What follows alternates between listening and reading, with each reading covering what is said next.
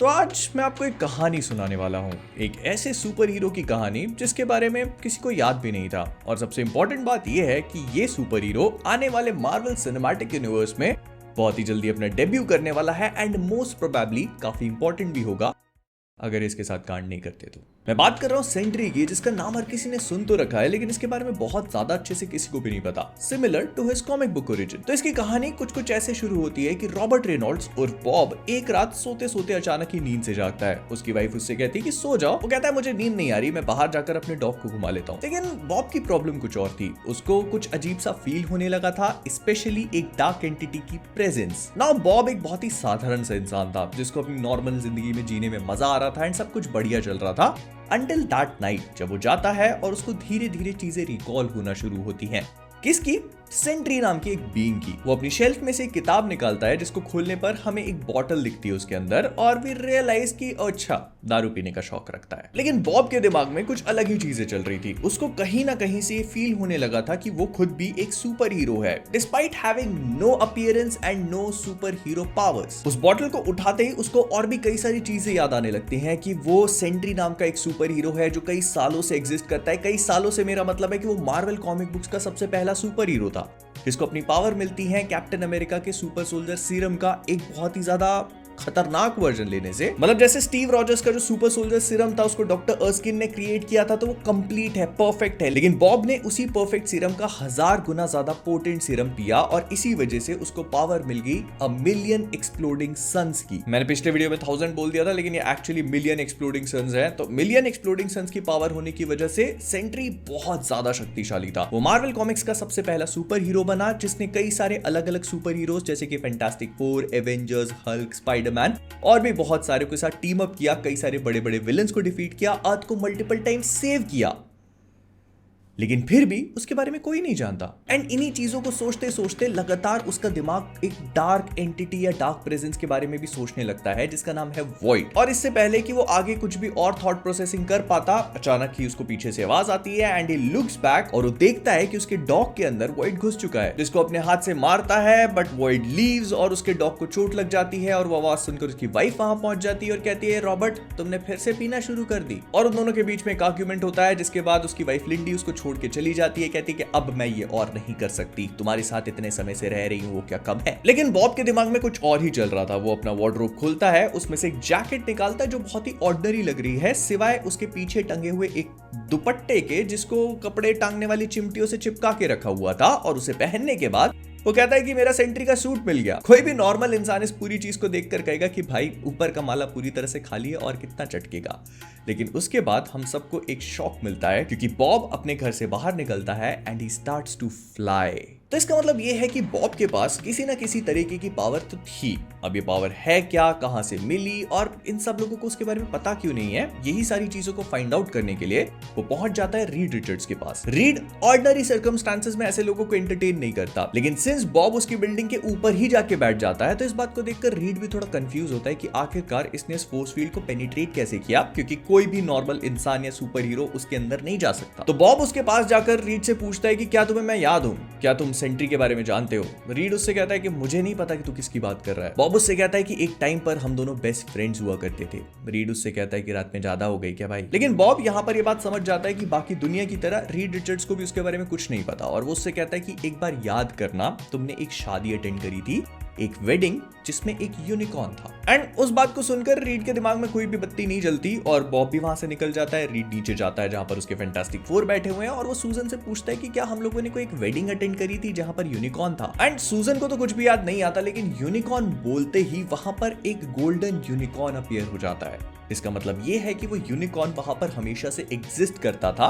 बस रीड और वहां पर जितने भी लोग मौजूद हैं उनकी मेमोरी में क्योंकि सेंट्री नहीं है तो उसकी मेमोरीज या उससे रिलेटेड कोई भी आइटम तक नहीं दिख रहा। लेकिन जैसे ही वो ट्रिगर वर्ड यूनिकॉर्न का इस्तेमाल करता है उसी मोमेंट वो यूनिकॉर्न वहां पर अपीयर हो जाता है जिसके नीचे एक वीडियो टेप रखा हुआ है। रीड रिचर्ड्स उसको उठा करके प्ले करता है and they all are shock to know कि वो एक्चुअली में रीड का खुद को ही मैसेज है, जिसमें रीड रिचर्ड्स अपने बाकी साथियों को बताता है कि अगर वो लोग ये फुटेज देख रहे हैं तो इसका मतलब ये है कि उनको बॉब या फिर रॉबर्ट रेनॉल्ड्स नाम का एक आदमी विजिट करने आया था जो सेंट्री की बात कर रहा था, और किसी भी कीमत पर उन्हें ये याद नहीं करना चाहिए कि आखिरकार सेंट्री कौन है। और रीड को तो स्पेशली कतई जरूरत नहीं है इस बात की जड़ तक जाने की, क्योंकि अगर सेंट्री वापस आया है तो इसका मतलब ये है कि वॉइड भी वापस आने वाला है। लेकिन इससे पहले वो रीड आगे इनको कुछ बता पाता, वो फुटेज वहीं पर रुक जाती है और रीड रिचर्ड्स के दिमाग में कई सारे सवाल खड़े हो जाते हैं। इधर दूसरी तरफ हम लोग बॉब को देखते हैं जो मिलने जाता है हल्क से, और हल्क से मिलते ही वो सबसे पहले उसको कहता है हे ब्रूस। अब अगर आप लोग हल्क के बारे में जानते हो तो Hulk doesn't like to be called Bruce, और हम लोग इस पॉइंट पे ये एक्सपेक्ट करते हैं कि हल्क भी इसको नहीं पहचानेगा and they both will start fighting, और हल्क उसके ऊपर कूदता भी है लेकिन खुशी से, because Hulk actually remembers who Bob is. वो बॉब को बताता है कि बॉब उसे इसीलिए याद है क्योंकि वो हल्क की पर्सनालिटी है। अगर ब्रूस की बात करी जाए तो मोस्ट प्रोबेबली ब्रूस को कोई भी बॉब की मेमोरी नहीं होगी, इसी वजह से वो बॉब को याद नहीं करता। तो हल्क एंड ब्रूस क्योंकि दोनों अलग अलग पर्सनालिटीज हैं, इसी वजह से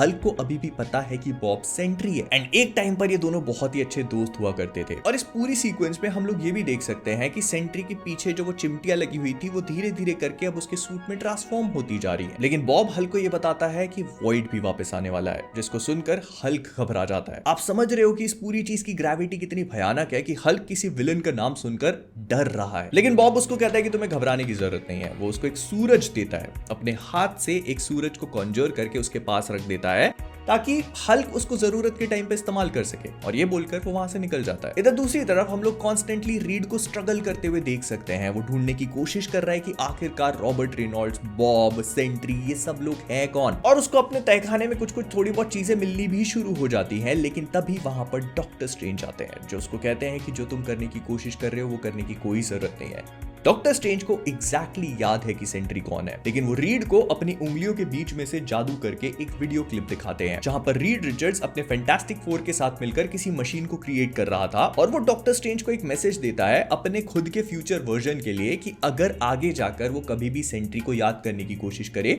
तो डॉक्टर साहब को जाकर उसे रोकना होगा। तो डॉक्टर स्ट्रेंज उसको बस ये बोलते हैं कि जो तुम कर रहे हो वो करने की कोई जरूरत नहीं है, और जो भी डॉक्यूमेंट्स वगैरह रीड को मिले होते हैं वो फाड़ के वहां से निकल जाते हैं। इधर दूसरी तरफ हम सेंट्री को स्पाइडरमैन से मुलाकात करते हुए देखते हैं, जिसने पहले के टाइम पर सेंट्री की फोटो खींची थी, but now he remembers nothing about him. Sentry Spiderman को पीटर कह के बुलाता है और उसको अपनी खुद की एक फोटो दिखाता है जो पीटर ने खींची थी, लेकिन क्योंकि पीटर को सेंट्री याद नहीं है तो उसको फोटो में कुछ भी नहीं दिखता। वो ब्लैंक पीस ऑफ पेपर कह के वहां से निकल जाता है, और बॉब उसको कहता है कि ठीक है, तुम बस ये पता करने की कोशिश करना कि जितनी भी मैगजीन्स पब्लिश हो रही हैं उनमें से कुछ के नंबर्स मिसिंग क्यों हैं। एंड पीटर उस टाइम पे तो इस बात पे कोई ध्यान नहीं देता, लेकिन डेली ब्यूगल जाके वो रिसर्च करना स्टार्ट करता है। तो ही एक्चुअली फाइंड्स आउट कि कुछ मैगजीन्स हैं जिनका एक या दो इश्यूज बीच में से मिसिंग है, और तभी उसको ये बात क्लिक होती है कि सेंट्री एक्चुअली में एग्जिस्ट करता है, और तभी उसकी सेंट्री से रिलेटेड जितनी भी मेमोरीज हैं वो भी वापस आने लगती हैं। उसके बाद हम लोग देखते हैं कि बॉब पहुंच चुका है प्रोफेसर एक्जेवियर के पास, जो सबसे खतरनाक और पावरफुल टेलीपैथ हैं। वो उनसे कम्युनिकेट करने की कोशिश करता है, लेकिन एक्जेवियर को भी कुछ याद नहीं है, और फिर वो उनको बस ये बोल के निकल जाता है कि वॉइड वापस आने वाला है, जिसको सुनकर एक्जेवियर की पता नहीं क्यों फट जाती है। एंड नाउ सिंस इतनी सारी चीजें रिकॉल हो चुकी थी, तो इसके बाद सेंट्री उड़ते उड़ते सिटी के बीच में एक बड़ा सा वॉच टावर फाइंड करता है जो एक्चुअली उसका घर था। नाउ इस चीज को थोड़ा समझने की जरूरत है। बेसिकली ये वॉच टावर हमेशा से न्यूयॉर्क शहर में एग्जिस्ट करता है, लेकिन क्योंकि सेंट्री या उससे रिलेटेड किसी भी इवेंट की मेमोरी वहां पर मौजूद किसी भी इंसान के पास नहीं है, तो इसी वजह से उससे जुड़ी हुई जितनी भी चीजें हैं वो भी कोई परसीव नहीं कर पाता। मतलब एक आम इंसान या फिर बॉब या वहां पर जितने भी सुपर हीरोज हैं उन सब के लिए वो वॉच टावर एग्जिस्ट ही नहीं करता, इसी वजह से उनको दिखता भी नहीं है। But as soon as Bob remembers कि वो कौन है,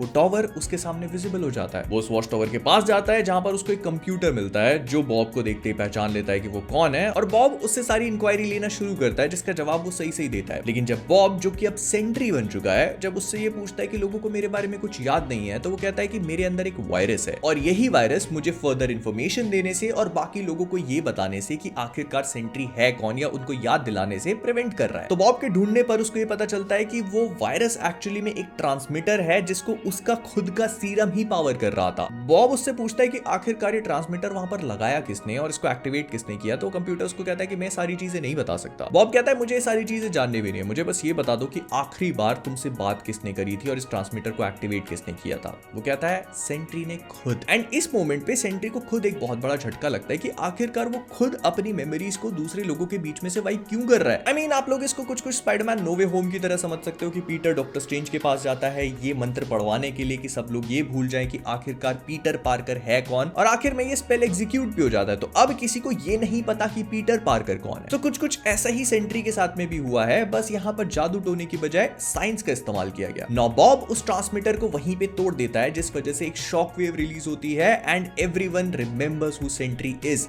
लोगों की दीवार पे सेंट्री के पोस्टर्स फिर से विजिबल होने लगते हैं, उसके जितने भी टॉयज एक्शन फिगर्स लोगों ने खरीद के रखे हुए थे पुराने टाइम से वो फिर से दिखने लगते हैं एंड सबको याद आ जाता है कि सेंट्री कितना बड़ा सुपर हीरो था। और इसका मतलब है कि उसकी वाइफ को भी फाइनली याद आ चुका है कि सेंट्री था कौन, और वो बॉब को देखने के बाद कहती है कि तुम सेंट्री हो, मुझे तो पहले से पता ही नहीं था, मेरी तो पूरी जिंदगी बदल गई, अब हम कहां जाके रहेंगे। मतलब वही लड़कियों वाला पूरा। और सेंट्री उसको कन्फ्रंट कर ही रहा होता है कि तभी वहां वॉइड आ पहुंचता है। वो वॉइड से पूछता है कि आखिरकार तुमको चाहिए क्या। वो कहता है पूरी दुनिया का अंत, और उसके बाद मैं दूसरी दुनिया पे मूव ऑन करूंगा and I am never gonna stop. और ये बात सुनकर सेंट्री आसमान में जाता है, पूरी दुनिया को बता देता है कि मैं वापस आ चुका हूं, लेकिन इसका मतलब ये है कि वॉइड भी वापस आ चुका है। और घबराओ मत, वो सबको बचा लेगा, लेकिन इस काम के लिए उसको बाकी सुपर हीरोज की मदद चाहिए, और ये फाइट को अंजाम देंगे वो लोग स्टैच्यू ऑफ लिबर्टी के सामने। सेंट्री स्टैच्यू ऑफ लिबर्टी के सामने पहुंचता है और बाकी के सारे सुपर हीरोज भी आ जाते हैं, सुपर विलन्स भी आते हैं, बिकॉज दे ऑल नो कि वॉइड कितना खतरनाक है। लेकिन तभी वहां पर एंट्री होती है रीड की, और सेंट्री को पता है कि रीड ने क्या किया। उसने वो डिवाइस क्रिएट किया जिसकी वजह से पूरी दुनिया भूल गई कि आखिरकार सेंट्री कौन था, और इस वजह से सेंट्री उससे नाराज है।